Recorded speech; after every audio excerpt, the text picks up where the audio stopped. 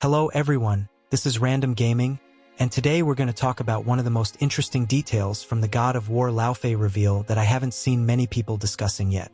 We finally got our first look at the game, and while there are a ton of mysteries surrounding Everyone, two characters immediately stood out to me: Sekhmet and Begdse. These two appear to be the major powers controlling Everyone. They are imprisoning creatures, ruling through force, and from everything we've seen so far, they seem to be the primary antagonists of the game. But here's the thing. Once I started looking into their mythologies, I realized Santa Monica may have chosen these two gods for a very specific reason. So let's break it down.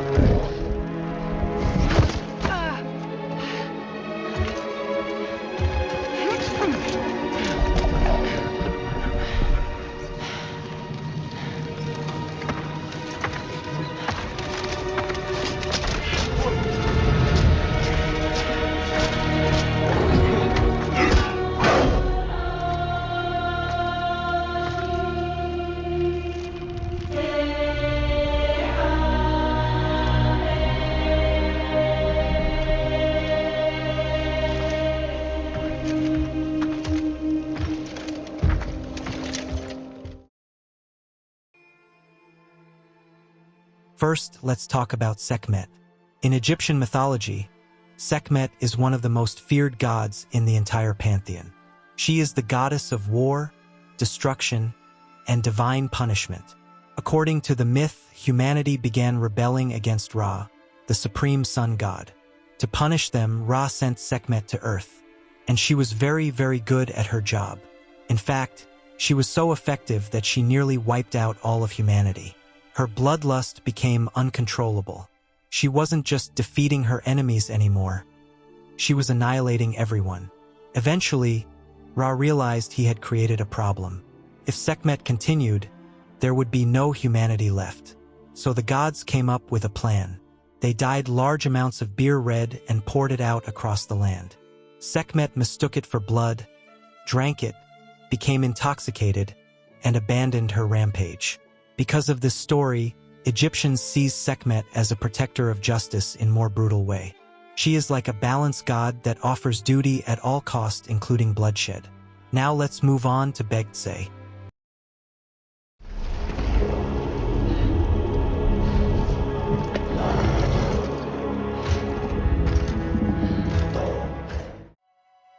Begdse comes from Mongolian mythology and later became an important protector deity in Buddhist traditions.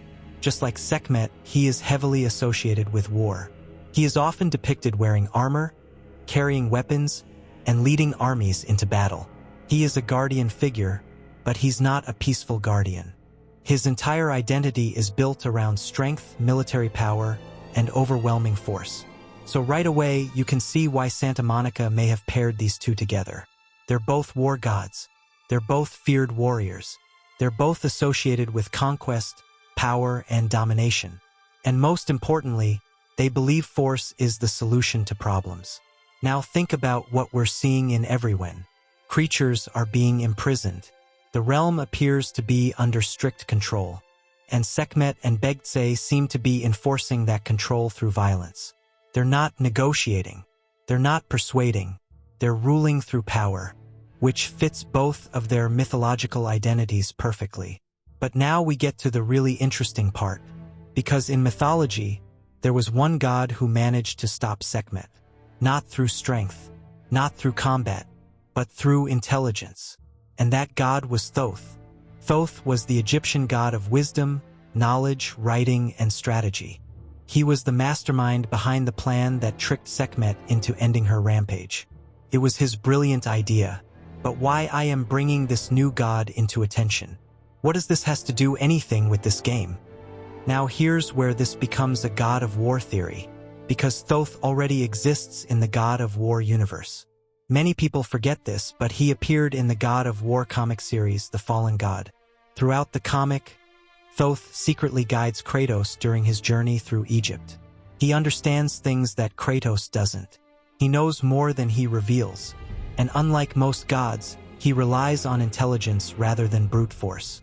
So if Sekhmet is one of the major antagonists of God of War Laufey, then who better to oppose her than the very god who stopped her in mythology? I honestly don't think it's impossible. In fact, I think Santa Monica may have already laid the foundation for his return years ago. And if Thoth returns, there's another possibility we have to consider. Athena. Remember, Athena was also deeply connected to the events of the fallen god. She continued influencing Kratos even after the Greek saga. And if the story begins exploring higher powers, ancient gods, and the deeper mysteries of everyone, I wouldn't be surprised if Athena finds a way back into the narrative as well. Imagine a scenario where Faye is fighting against Sekhmet and begs control over everyone. Meanwhile, Thoth returns as the strategist who understands how these gods operate. And Athena, as always, has her own agenda. That would create one of the most interesting conflicts we've seen in the God of War franchise. Now, obviously, this is just a theory. We only have about 20 minutes of revealed footage so far, but that's what makes it fun. Santa Monica loves pulling from mythology and then twisting it in unexpected ways. And right now, the connections between Sekhmet, Begtse, Thoth, and the Fallen God comic are simply too interesting for me to ignore. But what do you guys think? Do you think Thoth could return in God of War Laufey? Could he once again be the key to stopping Sekhmet? And do you think Athena still has a role to play in the future of God of War? Let me know your theories down in the comments. And as always, thank you so much for watching. I'll see you guys in the next theory video.